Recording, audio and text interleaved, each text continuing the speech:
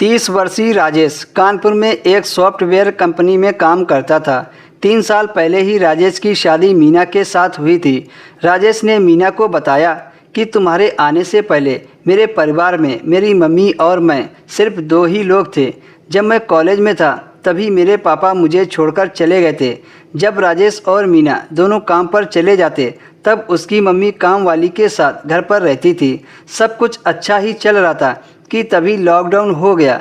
ऐसे में अब काम वाली घर पर नहीं आ सकती थी, तो हम सभी ने एक एक काम खुद करने का फैसला लिया। न चाहते हुए भी मम्मी ने यह कहते हुए घर की साफ सफाई की जिम्मेदारी ले ली कि इसमें थोड़ी कसरत हो जाएगी और रोज़ न टहल पाने की कसर भी पूरी हो जाएगी। मीना खाना बनाने के लिए तैयार हो गई। राजेश के हिस्से में कपड़े और बर्तन साफ करने का काम आया। फिर राजेश ने सभी घरेलू जरूरी सामानों को जमा करके रख लिया, जिसमें ढेर सारे रात में यूज होने वाले गुब्बारे भी शामिल थे।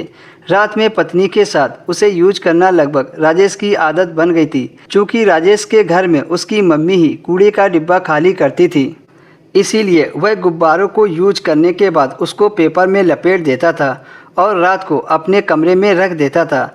ऑफिस जाते समय मैं अपनी बिल्डिंग के सार्वजनिक कूड़े में डाल देता था। लॉकडाउन के बाद हमें जो दिक्कत आई वो इन गुब्बारों को फेंकने में आई। मम्मी के जिम्मे साफ सफाई और कूड़ा फेंकने का काम था।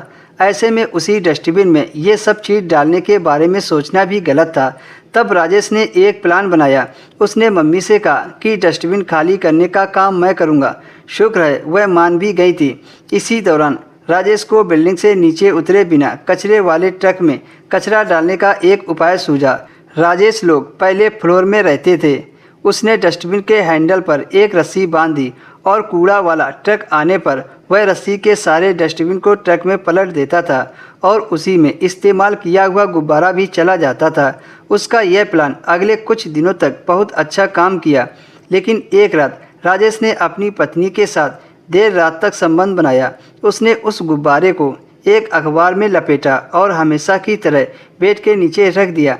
जब सुबह राजेश की नींद खुली तो फर्श पर किसी के झाड़ू लगाने की आवाज़ आई।